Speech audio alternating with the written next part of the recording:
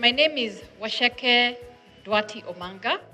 I am the founder of Centonomy. I'm the one God chose to give the idea, but not Centonomy is a factor of many people who come together, including our speakers today, and including you who shows up for these events we have. So, I want you to imagine if you had, let's say you had a car, you bought a car, but then you did nothing with the car. You just kept it in the garage. What would happen to that car? It will depreciate, yes. First of all, it's depreciating in value. What else is happening to the car? It will stop functioning. It will rust, yeah? So what we said, I think the problem is more fuel. And you went and got more fuel and put it in the car.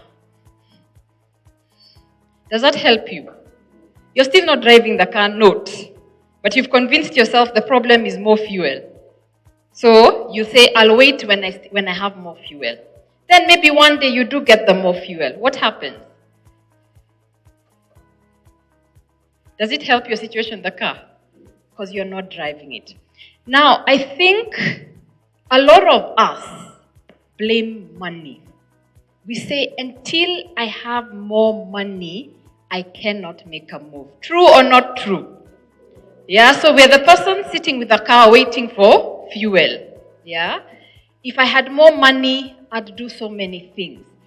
If I had more money, I would plan. If I had more money, I would go on holiday. If I had more money, when I have more money, that's when I'm going to learn about money. So we stop ourselves and in fact go backwards because we don't have money. And whilst we're complaining or saying we're waiting for money to come, what do we actually do? We spend.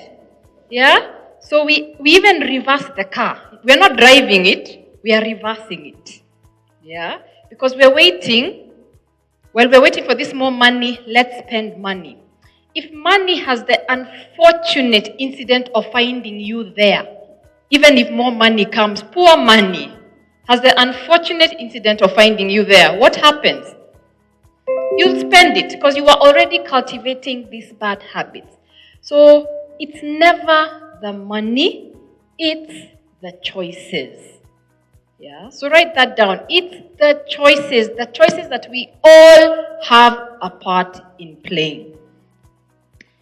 How Centonomy started, and I always tell this story wherever I go because it really, really is a calculation that started Centonomy. And I don't change it because it's not a different calculation that started Centonomy.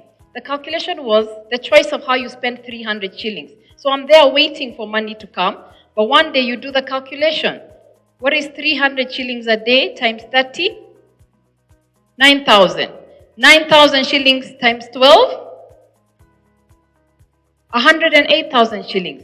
What has been my choice before that per year with 108,000 shillings? Lunch. Yeah? I can make a different choice. The choice I made was to go on holiday. Yeah. So, let's not blame money. Let's not wait for money because money was never supposed to have control over your life. You were supposed to have control over your life and then the money will follow. But it starts from somewhere. It starts by realizing it's you who wants this. It's you. It's not money that wants this stuff for you. You want it. Whether you want to retire well and comfortably, whether you want to buy a car, whether you want to buy a house, whether you want to get out of debt, whether you want to start a business, whether you want to save or invest, we've got to first take power and say, it is me who wants it. So I want you to talk to the person next to you and just say 3 things that you really want. And so that we have some boundaries to the conversation. This is not where you say, I want a wife. As you're looking at the person next to you and you're like, maybe you'll respond to that. So maybe let's keep it in the context of the topic we are talking about. When it comes to your wealth creation life, what do you really want? Just take 1 minute. Okay, let me ask you a question. Then I'll give you another 30 seconds to go back to the conversation. If you lost your job, would you want it? If you had an argument with your children, would you still want it? If all your friends left you, would you still want it? That starts to show, what do you really want? Again, 30 seconds, continue talking. Because I want to make sure it's not about other people, it's you. Why that is important is that there is nothing as powerful or more attractive than intention. Yeah? Because when you have something and you have decided, and it's not about knowing how will it happen exactly. We never know from the onset how exactly it will happen. And I think a lot of us stop ourselves because we don't have the perfect plan. So you've said, I actually really want to be able to step away from my job and know that in 6 months, I can survive 6 months without an income, but you don't know the how. I really want to be able to sustain my lifestyle and retire without having a job. You don't know the how. I really want to get out of debt. You don't know the how. I really want to educate my kids in a certain way in a certain school. You don't know the how. And the thing is, for a lot of us, that is what stops you. But I think the most powerful thing you can have is actually that intention. We've been building Centonomy, we've never known half the time how things will actually happen. When I stood there with that 300 bob calculation, it was because I discovered the power of 300 bob by going to the ATM and finding you have less than 300 bob. That's how I discovered the power of 300 bob. But the circumstance may be tough, but the intention is what keeps you going and starts making your mind work. So back to the car. You know, and you've connected with what you want, correct? That's fine. Like you can be standing looking at your car and saying, I want to go to Mombasa. And you really want to go to Mombasa. That is fine that you want to go to Mombasa. But there's a difference between wanting to go to Mombasa and getting inside the car and driving it, even if you don't know how to get to Mombasa. So your car, and the cars are different shapes, different sizes, different colors, different engine sizes, different interiors. And the problem with us in society, we don't see our car because of what? Anyone want to take a guess? We're busy looking at other people's cars. So you have this car you've parked in your garage. You never see it. You don't even notice it's a car because you go to the road and you're like, wow, did you see so-and-so's Range Rover? Then you talk about so-and-so. You talk about how so-and-so stole. You talk about how the boss is bad. You talk about how the government is bad. You talk about all these things that keep you distracted from seeing your own car. And I'm using the car as a symbol. And this symbol is your energy. This is what makes up your car. Your ideas, your resources, the time you have on your hands, the people you hang around with, the networks you have, the qualifications you have, the training you have, the income you are earning at the moment, or the potential to earn the income, the savings or investments that you could have. All this is part of the package of the car. But we don't see the car and we don't enter the driver's seat of our own car. This car has been designed for you, for a destination that is only meant for you. You have no business trying to look at somebody else's car and copy their destination. The reason people do not create wealth is because they are so busy looking at what other people are doing and how they are doing, they never enter and experience their own car. So today I'm asking you, enter and fully enter your car. From that 300 bob moment, it was the realization for me to also enter my car. The decision to save that lunch money and go on holiday is entering the car. And once I did that, I could now see other things. Along the way, I've entered other cars, put up developments without even knowing where the money was coming from, but you get partners, you sell to people, etc. Suddenly you are a group that has been able to put up a development. But it's never about the money, it's about entering the car. So, from my own learnings about, my work experience had, as Waceke was saying, I was an investment banker at some point. In fact, I used to work with Erastus, who you will meet here. And I was helping people buy and sell shares on the stock market a lot. So you would think, what would I be able to do for myself? Yes. No, I did not. And I think it's that thing of being comfortable. You're earning money, so you never think, how can I use this for myself? Can I buy one share for myself? I was not, as much as I had the knowledge, was I inside my car? No, I was not inside. I was not inside the car. So from that and understanding, gosh, it's really about, we call this class personal finance, but really this is a course about you entering your car and seeing what your car has. I started talking to other people, and when people talk about money, how do they talk about money? You and your friend are having a conversation about money. What are you most likely to say? I'm broke, I don't have. The government, the interest rates. So, we'll have the wrong conversations about money. So I think what started bothering me is this feeling that we are carrying around with us that, oh, life is just so hard, I am a victim. And until somebody else, government, boss, spouse, family, children sometimes, change their act, there's nothing I can do about it for myself. And I think that was what I rebelled against. Because I don't think God put us on earth here to be dependent on other people and other systems to make life work for us. So as I talked to other people and realized that, I realized, actually, I'm going to move away from managing money for people to actually teaching people about money. And over time, it has become clear, yes, we'll teach you about money, we'll teach you about investments and all that you learn today, but it's more about get inside your car. That's what this program is about. See what your car has. Don't compare with other people. See what your car has.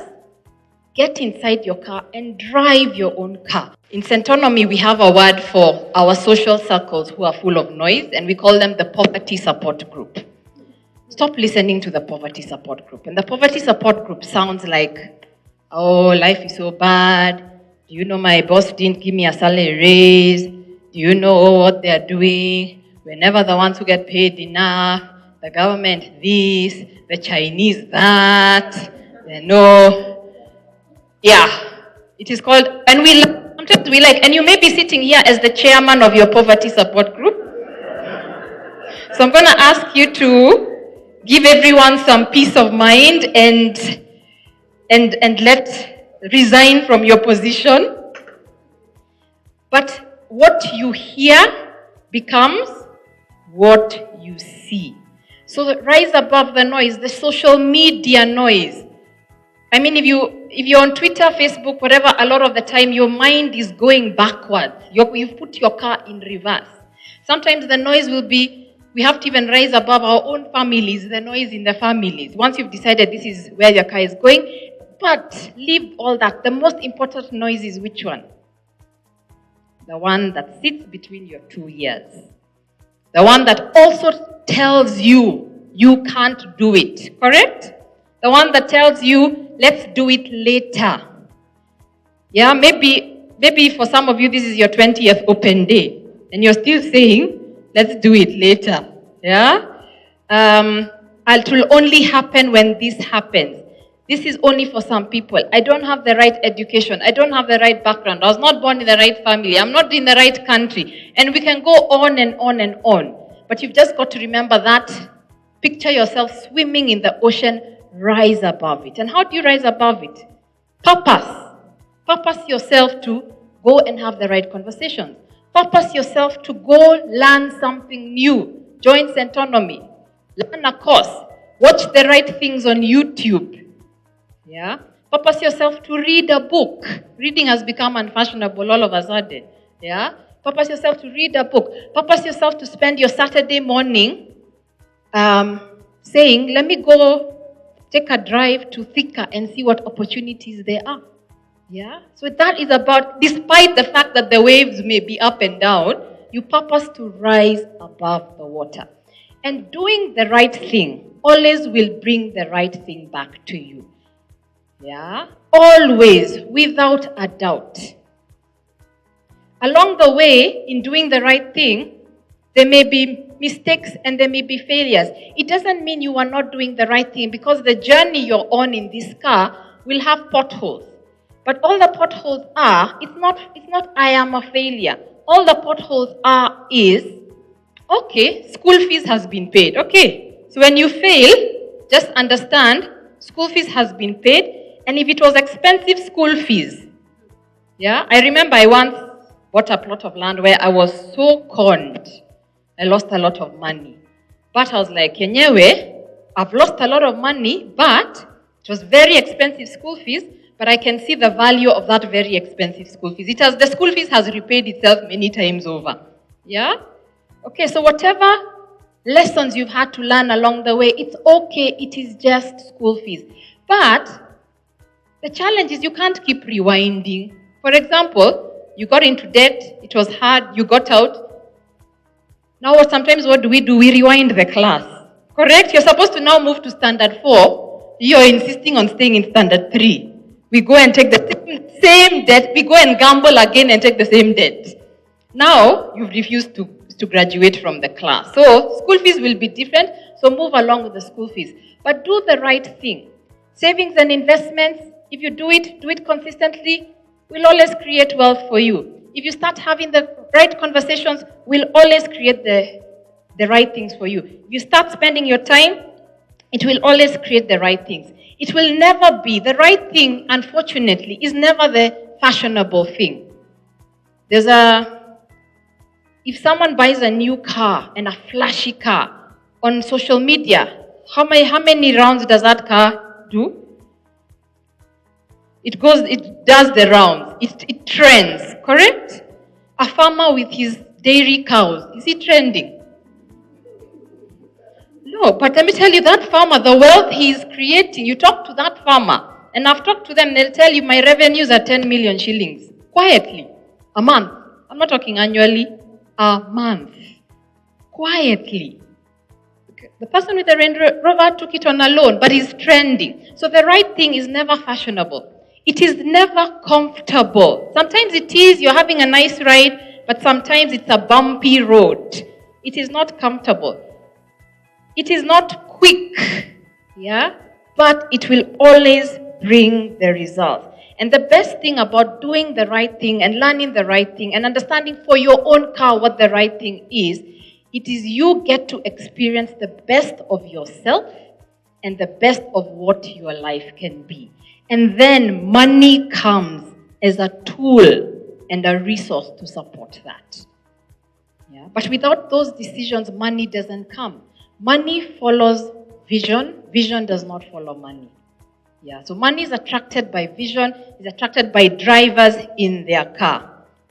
So, just to end this part for now, as we go, yeah, as we listen, I want us to remove the noise out, all the noise that is happening outside of this hall today, remove it.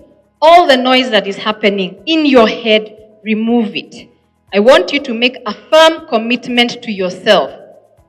For the rest of today, and hopefully for the rest of your life, I am entering my car.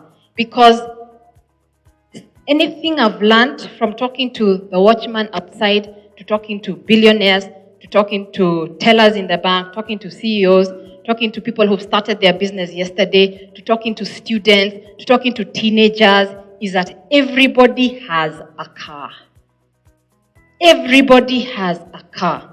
The people who create wealth are the ones who see that they have a car, take time to understand their car, and drive their car. So can we commit today to be those people who drive their car? Are you going to drive your car? On the count of 3, I am driving my car. And if it helps you when you go home today, Take your dream car and Photoshop yourself inside driving the car and have that picture somewhere where you can see. So every day when you wake up in the morning, you say, I am driving the car. And that is the mission of Centonomy, to get people. And that's why we do it in this system, because we also understand money is not the same for everybody. But when we do it in these systems where you come every week and learn something new and go with practical exercises, you are able to take that information into the context of your own car and drive it, because it's not a one-size-all. And we understand with money, that's why we call it personal finance. It's not a one-size-all. We want people to drive a car. And in fact, our mission, to summarize it, is about transforming purposeful people into wealth creators. And that's why we are here with you today. I know you will not be wasting your time. And let's have fun. Let's see where this is going. But as long as we have said, I have things that I want to do, and I have a car that can take me there, yours is simply to start opening your eyes to hear, to listen, and to understand this unique vehicle that you are driving. Thank you very much.